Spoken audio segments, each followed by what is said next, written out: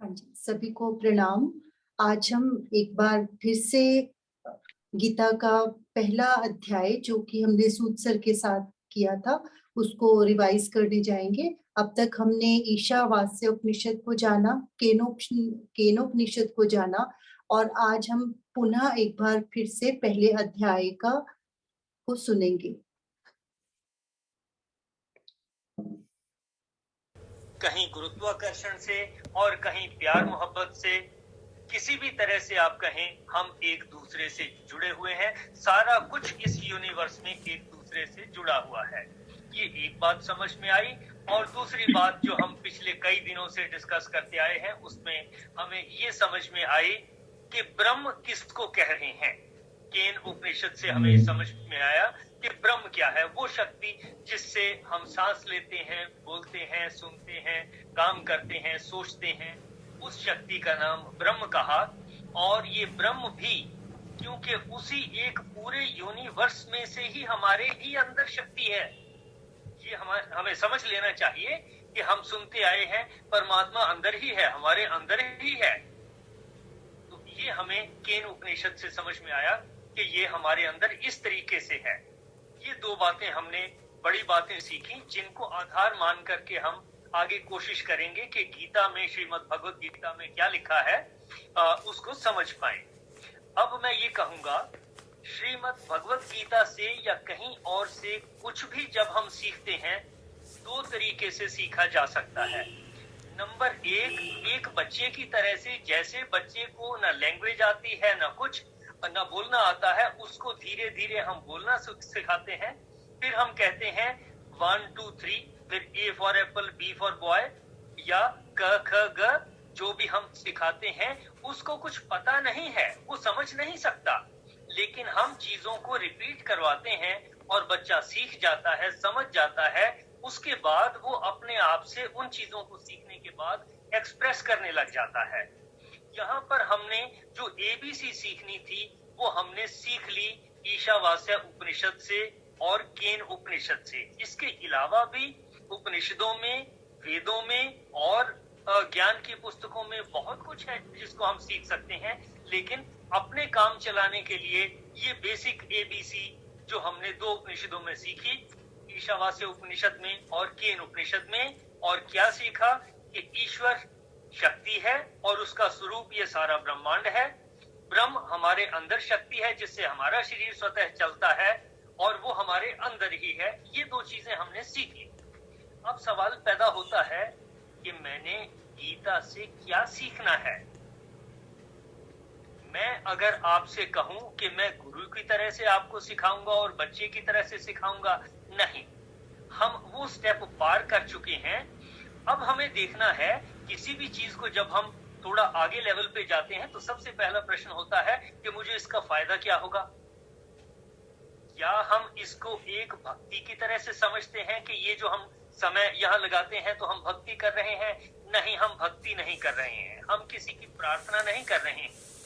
यहाँ हमारा प्रयास है कि हम जाने हमारे जीवन की जो समस्याएं हैं, क्या भगवत गीता उनको हल करने में, हमारे परेशानियों को हल करने में हमारे काम आएगी, और आएगी तो कहां तक आएगी, कितनी आएगी। इस पूरे काम में जो हम यहाँ सीखते हैं ये है ज्ञान, जो हम कर रहे हैं ये है कर्म, यानी गीता को पढ़ने का कर्म, और उसको जान करके हम जो कुछ सीखेंगे वो हमारा ज्ञान होगा। उस ज्ञान को हम केंद्रित करेंगे, हमारी हमेशा केंद्रित हमारी कोशिश होगी कि हम इस बात पे फोकस करें कि जो कुछ हम पढ़ रहे हैं, सीख रहे हैं, वो हमारे डे टू डे लाइफ में, एनवायरनमेंट में काम आए। इसके साथ ही दो तीन चीजें जो मूलभूत हैं हमें सीख लेने की हैं, याद रख लेने की हैं। नंबर एक, इस संसार में सुर और असुर यानी देवता और राक्षस ये रहेंगे। जो सर्वजन हिताय काम करते हैं उनको देवताओं की श्रेणी में गिना जाता है। जो इन कामों को रोकते हैं उनको असुरों की श्रेणी में गिना जाता है। ये मनुष्यों के रूप में हो सकते हैं, ये कीटाणु के रूप में हो सकते हैं, जीवाणु के रूप में हो सकते हैं, हमारे शरीर के अंदर भी हमारे अपने सेल सुर का काम करते हैं और बाहर की कोई चीज जो काटती है या चुभती है या कोई अंदर प्रवेश कर जाती है वो असुर की तरह से है, हमें कष्ट देती है। ये मैंने फिजिकल उसकी बात बताई। इसी तरह से दूसरे लोग कुछ बोलते हैं, मैं सुनता हूँ, उनकी बात मुझे बुरी लग गई। जो मैं सोचता हूँ, मैं कहता हूँ, वो भी असुर जैसा हो सकता है, किसी दूसरे को बुरा लग सकता है। दूसरे जो कहते हैं वो भी असुर जैसा हो सकता है। जो मैं कह सकता हूँ वो भी देवताओं जैसा हो सकता है, जो दूसरे कहते हैं वो भी देवताओं जैसा हो सकता है। तो हम ये मान के चलें कि जो कुछ ईश्वर ने बनाया है उसमें खराब कुछ भी नहीं है। और अगर कोई खराब है, मेरी क्या ताकत मैं कह सकूं कि जो ईश्वर ने बना दिया उसको खराब। मैं खुद ईश्वर का बनाया हुआ हूं और मैं कहने लगूं कि ईश्वर ने कुछ खराब बना दिया। नहीं, हम ये मान के चलेंगे सारी चीजें जो उसने बनाई हैं वो अच्छी हैं। मेरे अंदर जो भावनाएं हैं, अच्छी भावनाएं हैं, वो भी ईश्वर ने क्रिएट की हैं। जो बुरी भावनाएं हैं वो भी उसी की शक्ति से आ रही हैं। फिर मैंने देखना है इनमें से सर्वजन हिताय क्या हो सकता है, मेरे मन की शांति किन चीजों से बरकरार रहेगी और किन चीजों से, किन बातों से, किस सोच से, किस विचार से, किस एक्शन से मेरे मन की शांति भंग होती है और इसके अलावा भी दूसरों की शांति भंग होती है, उनको भी नुकसान होता है। तो मुझे इन चीजों को सोचने की जरूरत पड़ेगी, ध्यान रखना पड़ेगा। हमारी कोशिश होगी कि हम गीता से इन चीजों को समझने की कोशिश करें और देखें कि हम कहां तक पहुंच सकते हैं। मेरे प्रयास में जहां तक मैं पहुंच पाया हूं वो इतना ही है कि मैं किसी हद तक समझ जाता हूं कि अब मेरे अंदर क्रोध आ गया है, अब ये बढ़ रहा है, अब इससे नुकसान होने वाला है। लेकिन मैं ये नहीं कहता कि मैंने क्रोध पे काबू पा लिया है। नहीं, वो आता है। काम, क्रोध, लोभ, मोह, अहंकार आते हैं। आज के दिन तक इनके ऊपर अगर मैं सोचूं कि मैंने काबू पा लिया है, नहीं। आप अपने तरीके से देख सकते हैं कि किस लेवल तक आप इन चीजों को बैलेंस कर पाए। और सारी चीज काबू होने का कोई मतलब भी नहीं बनता। ये द्वंद्व चलेंगे ही, अच्छे के साथ बुरा है, सफेद है, काला है, मीठा है, कड़वा है। ये द्वंद्व जो है, दो दो चीजें साथ साथ इकट्ठी चलेंगी। तो इतनी बात के साथ हम लोग शुरू करेंगे। इससे पहले यहाँ तक में आप लोग कुछ डिस्कस करना चाहें, कुछ कहना चाहें तो कहें, फिर हम आगे चलेंगे।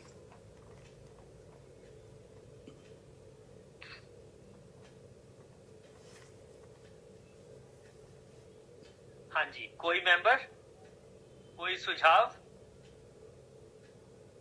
ठीक है सर, चलते हैं आगे। चलिए शशि, पहले श्लोक से शुरू करें आप। ठीक है, पहले 2 मिनट 2 श्लोक ऊपर पहले बोल रहे हैं, शुरुआत करने लगे हैं। हाँ जी। नारायणं नमस्कृत्य नरम चैव नरोत्तमं देवीं सरस्वतीं व्यासं ततो जयम उदीरयेत्। गुरुर्ब्रह्मा गुरुर्विष्णु गुरुर्देवो महेश्वरः गुरुर्साक्षात् परब्रह्म तस्मै श्री गुरुवे नमः। तस्मै श्री गुरुवे नमः।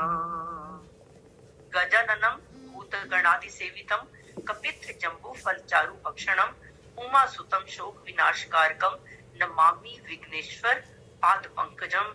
बोल गणपति महाराज की जय। बोल मेरे श्री सतगुरुदेव महाराज की जय। बोल सच्चिदानंद भगवान की जय। ओम श्री परमात्मने नमः। श्रीमद् भगवत गीता अथ प्रथमोऽध्यायः। धृतराष्ट्रोवाच धर्म क्षेत्रे कुरुक्षेत्रे संवेता युयुत्सवः मामकाः पांडवाश्चैव किम कुर्वत संजय। हिंदी भी पढ़ दें। हाँ जी। हे संजय, धर्म भूमि कुरुक्षेत्र में एकत्रित युद्ध की इच्छा वाले मेरे और पांडु के पुत्रों ने क्या किया? देखिए, यहाँ हम सब जानते हैं कि ये धृतराष्ट्र प्रश्न कर रहे हैं। धृतराष्ट्र देख नहीं सकते, उनको दिखाई नहीं देता। हमें देखना है क्या हमारे अंदर भी धृतराष्ट्र है? क्या कुछ ऐसी चीजें हैं जो हमें आंखें होते हुए भी दिखाई नहीं पड़ती? तो जैसे उसको संजय की हेल्प की जरूरत पड़ी, तो क्या हमें भी ये पूरी गीता हमारे लिए संजय का काम कर देगी? ये हमारे सामने एक पहला प्रश्न है कि क्या हमारे सामने भी कुछ ऐसा है जो हमें दिखाई नहीं पड़ता? हाँ, जितना मेरी समझ में आया वो मैं पहले आपसे शेयर करूं।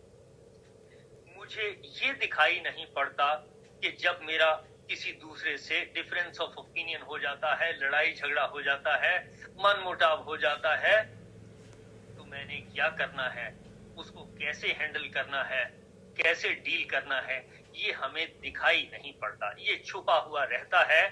कोई हमें मध्यस्थता करके कभी बता भी देता है, या दूसरा जिससे मनमुटाव हो रहा है वही कह देता है, नहीं आप इस वजह से, आपको इस बात का पता नहीं है, आप इसकी बजाय मेरी बात को सुने समझें। जब कोई दूसरा हमें हमारी गलती बता दे तो समझें, यानी उस बात के बारे में बता दे जो हमें पता नहीं थी, तो समझें कि हम उस मामले में धृतराष्ट्र रहे, और जिसने हमें वो बता दिया वो संजय रहा, उसने हमें देख करके बता दिया। तो हालांकि यहाँ पर तो वर्णन चल रहा है, लेकिन हम जितना भी समझ सकें कि इनको जो है, उस वक्त जब इस संदर्भ में बात नहीं हुई होगी, अर्जुन ने इस तरीके से नहीं पूछा होगा या कृष्ण ने इस तरीके से नहीं कहा होगा, पर हमारे समझने के लिए हमें देखना है कि हम इनमें से किस पात्र के तौर पर इस जीवन को यापन कर रहे हैं, इस जीवन को काट रहे हैं, और क्या हम किसी से कुछ सीख सकते हैं। तो धृतराष्ट्र जैसे संजय से कह रहा था, उसको दिखाई नहीं देता कि आप मुझे बताइए, देखकर बताइए क्या हो रहा है, कि धर्म भूमि कुरुक्षेत्र में करते हुए युद्ध की इच्छा वाले मेरी और पांडु के पुत्रों ने क्या किया, ये उसने पूछा। ये ठीक है, उसको दिखाई नहीं दे रहा, तो जिसको दिखाई दे रहा है उससे पूछा। हमारे सामने मैंने बहुत सारी किताबें पढ़ी हैं, जिनमें से मेरी समझ में आया सारा कुछ। मैं मोटी सी बात करूं, गीता के अलावा बाइबल, कुरान, नमाज, गुरु ग्रंथ साहब और वेद भी मैंने जितना हो सकता था थोड़ा बहुत अभी इस साल में जो है उनकी भी हिंदी रूपांतरण पढ़े हैं। लेकिन मेरी समझ में ये आया कि जीवन की समस्याओं को हल करने के लिए सबसे छोटा कोई ग्रंथ या पुस्तक या कुछ भी कहो, वो श्रीमद् भगवत गीता है, और बाकी के जितने भी ग्रंथ हैं वो सारे इसके सबसेट हैं। मैथमेटिक्स में सबसेट कहते हैं, सेट कहते हैं कि मेरे पास एक किताबों का सेट है, मेरे पास कपड़ों का सेट है, कई कपड़े मिलाकर एक सेट बन गया। अगर हम बाकी के ग्रंथों को देखें, वो सारे के सारे भगवत गीता के सबसेट हैं, यानी गीता में से ही निकली हुई बातों को लेकर के किसी ने एक धर्म बना लिया, किसी ने दूसरा बना लिया, किसी ने एक बात अपने धर्म में रख ली, किसी ने एक से ज्यादा बातें अपने धर्म में रख ली। इस तरीके से है, वो सारे के सारे सबसेट हैं। यानी हम जब यहाँ गीता को अध्ययन करेंगे तो हमें उतना फल मिल जाएगा, उतना फायदा हो जाएगा जितना बाकी सब पुस्तकों को पढ़ने से हो सकता है। लेकिन मैं ये नहीं कह रहा कि गीता का पढ़ना जो है उन ग्रंथों को पढ़ने को रिप्लेस करता है, नहीं, फायदा जरूर हो जाएगा। ये मैंने अपना अनुभव बताया। तो यहाँ धृतराष्ट्र की बात कही, धृतराष्ट्र ने कहा धर्म क्षेत्रे कुरुक्षेत्रे, धर्म भूमि कुरुक्षेत्र में। अगला सवाल है कि क्या हमारे अंदर भी कोई धर्म क्षेत्र है, क्या हमारे अंदर भी कोई कुरुक्षेत्र है? बिल्कुल, यही है दिक्कत। हम सबके अंदर कुरुक्षेत्र चल रहा है, उसमें हमें उसको धर्म क्षेत्र बनाने की जरूरत है। कि वो धर्म क्षेत्र कैसे बनेगा? कुरुक्षेत्र तो चल ही रहा है। कुरुक्षेत्र में क्या हुआ? दो सेनाओं की लड़ाई हुई। हमारे अंदर भी लड़ाई चल रही है। मेरी अपनी सोच एक तरह की सेना है, सैन्य शक्ति है, और जो बाहर से मेरी इंद्रियों से दूसरों की आवाजें सुनती हैं, मैं दूसरों को समझता हूँ, वो दूसरी तरह की दूसरी फोर्स है, सामने की शक्ति है। ये दो सेनाएं आमने सामने हमारे जीवन में हैं। यानी कि कुरुक्षेत्र हमारे जीवन में है, हमारे अंदर है, बाहर भी है।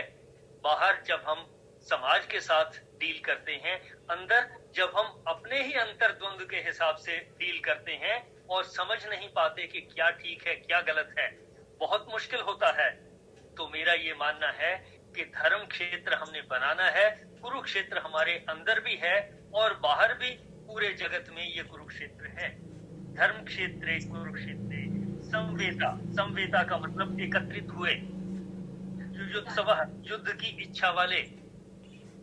मेरे अंदर मैं देखूं तो भावनाएं, मेरी भावनाएं युद्ध की इच्छा वाले हैं, वो अपने तरीके से काम करवाना चाहती हैं। दूसरे लोग जो मेरे से डील करते हैं, किसी ने मुझे कहा, अच्छा कहा, बुरा कहा, वो मेरी विरोधाभास में है, वो मेरे से दूसरी तरह से करवाना चाहते हैं।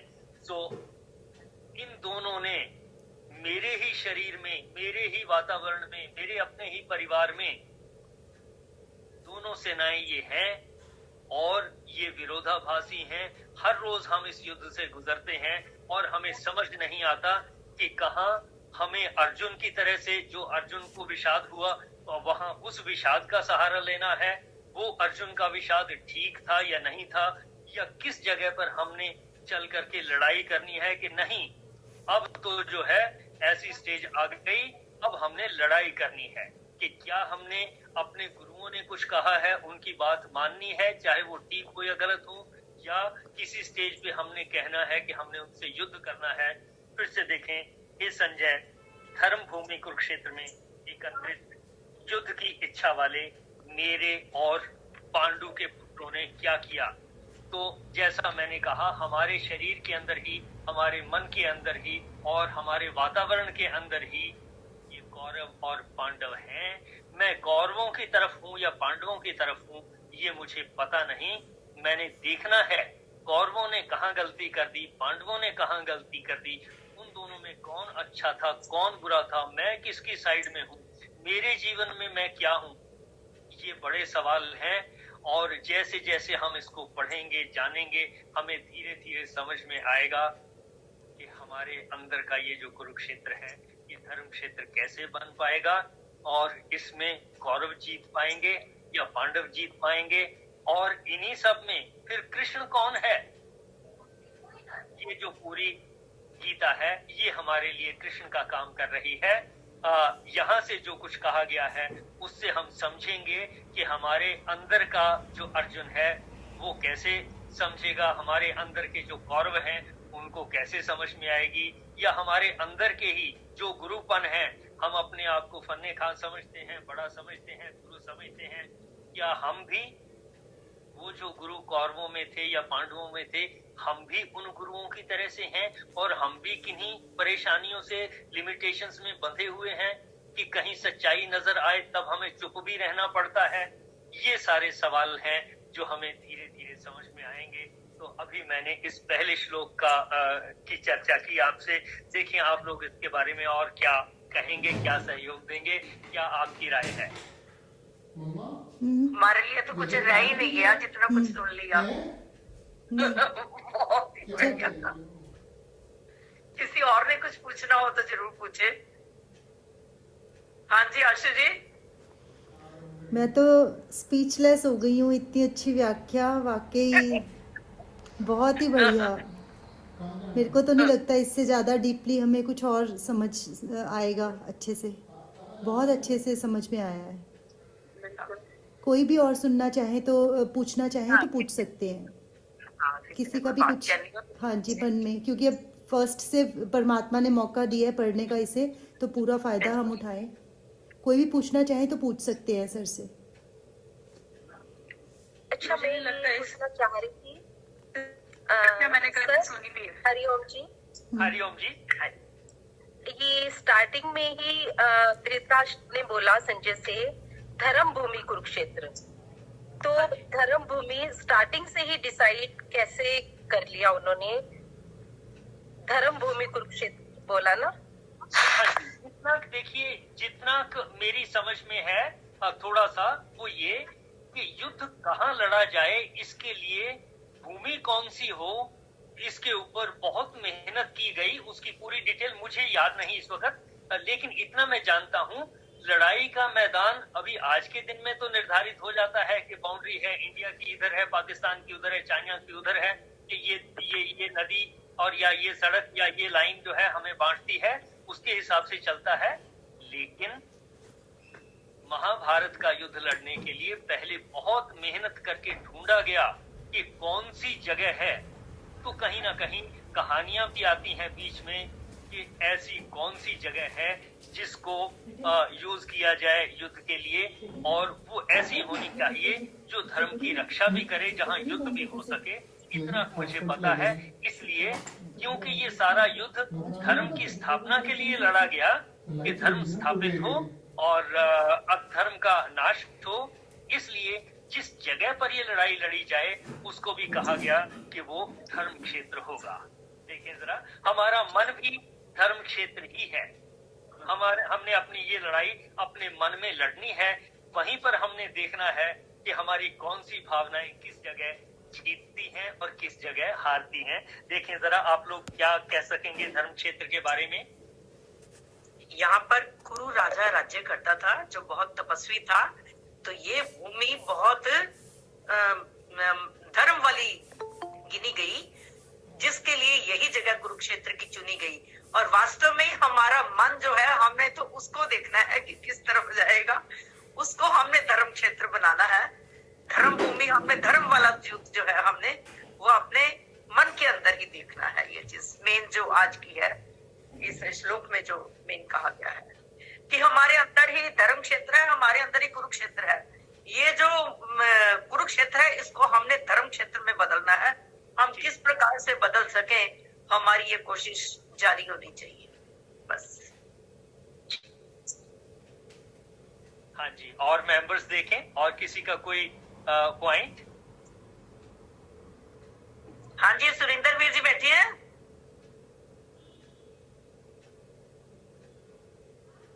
हेलो।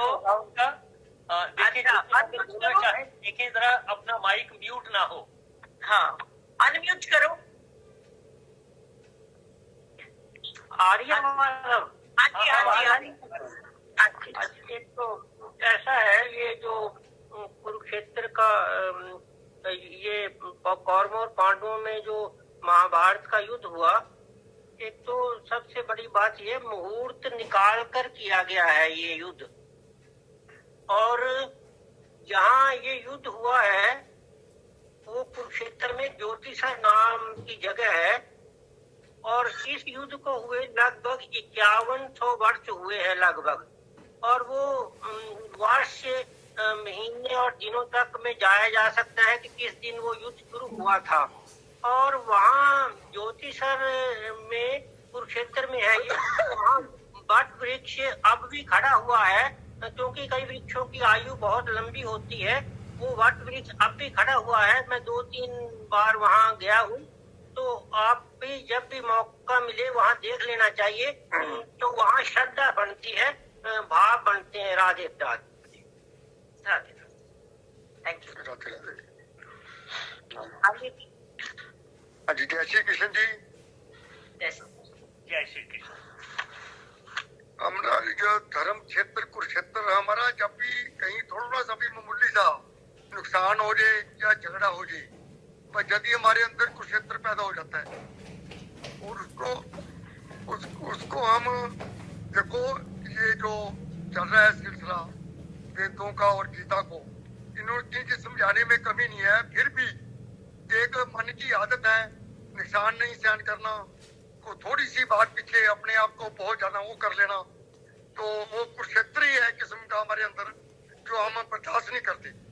एक बर्दाश्त करने का मैदान भी होना चाहिए आदमी में, ये आप लोग बता ही रहे हैं। क्या तो बहुत बस यही है जी, इनसे यही प्रेरणा मिलती है भाई हम अपने आप में बस सतों गुणों से भरपूर है। भाई हमारे अंदर परमात्मा सतों गुणों का पूरा संचार करे, शुद्ध बुद्धि दे, शुद्ध ज्ञान दे, शुद्ध दान देने की ताकत दे। हमें यही परमात्मा से बेनती और यही आपकी गीता में है। इसी को सुनते सुनते ही हमारा थोड़ा बहुत तो असर होता ही है, ये तो है नहीं भाई। जय श्री कृष्ण। बहुत अच्छा जी, बहुत अच्छा, बहुत बहुत धन्यवाद। हम धीरे धीरे गीता में ये सब सीखेंगे कि इसको हम कैसे कंट्रोल कर सकते हैं, कैसे मॉडिफाई कर सकते हैं। जो एकदम से हम तैश में आ जाते हैं, एकदम से तैश में आने की बजाय हम शांति से किसी चीज को सोचें, समझें, दूसरों की बात को सुने, अपनी बात को दूसरों से कहें और मिलजुल करके इस कुरुक्षेत्र को धर्म क्षेत्र बना करके हम शांत चित्त से आगे बढ़ सकें। बहुत अच्छी बात कही आपने। दीपा जी कहने लगे थे? नहीं दीदी, मुझे तो बहुत नहीं, मैं कुछ नहीं कह रही थी, मैं तो बिल्कुल एकदम स्पीचलेस हो गई और मुझे बहुत अच्छा लगा, बहुत आप दोनों से दोनों का सुन के। आज मैं फर्स्ट डे मैंने ज्वाइन किया है तो, लेकिन मुझे बहुत अच्छा लगा। चलो, मैंने कहा शुरुआत है तो हाँ, थैंक यू। हाँ जी, समापन की ओर बढ़े। हाँ जी, ठीक है।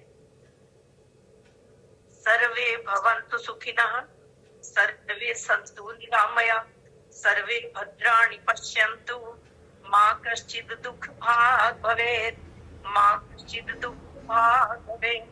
गौ माता की परम कृपा से सुख समृद्धि का बसेरा, गोधन से दुख दरिद्र भागे, सब ग्रंथों का सार घनेरा। बोल गौ माता की जय। ओम ब्रह्म अर्पणम अस्तु, ओम ब्रह्म अर्पणम अस्तु, ओम ब्रह्म अर्पणम अस्तु। हरिओम जी। हरिओम जी, सभी को बहुत बहुत प्रणाम।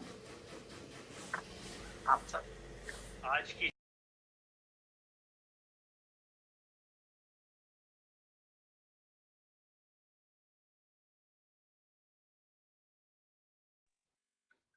जी,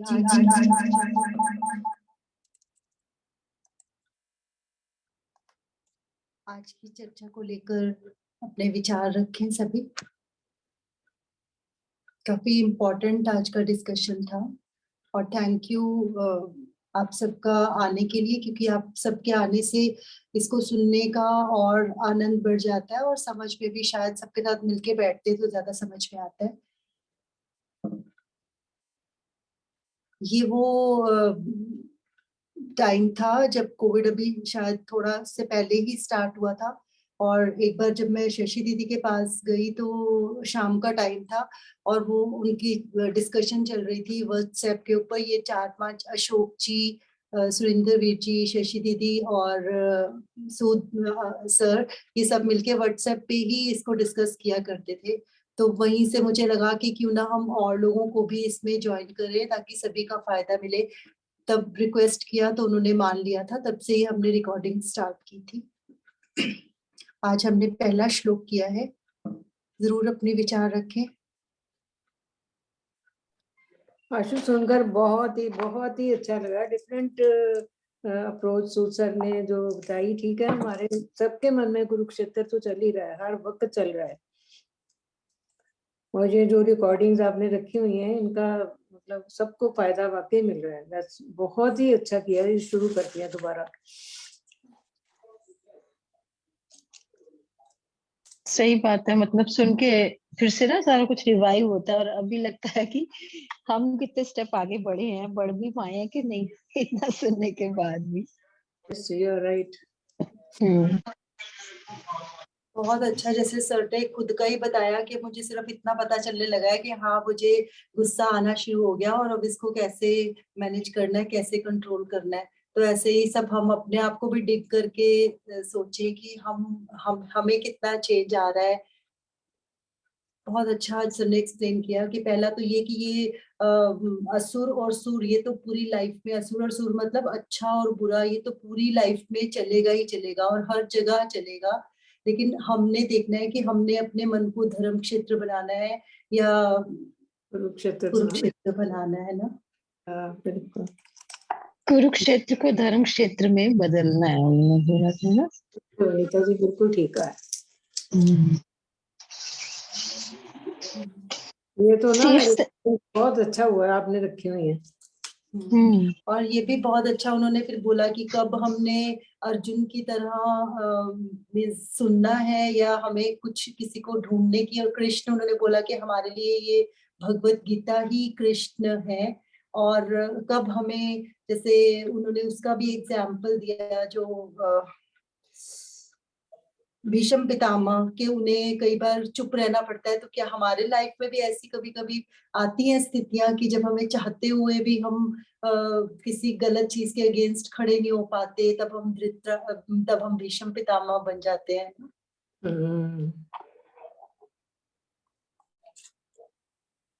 बिल्कुल प्रैक्टिकल। अपनी गलतियों के प्रति धृतराष्ट्र भी होते हैं जब कभी बिल्कुल ठीक है ना।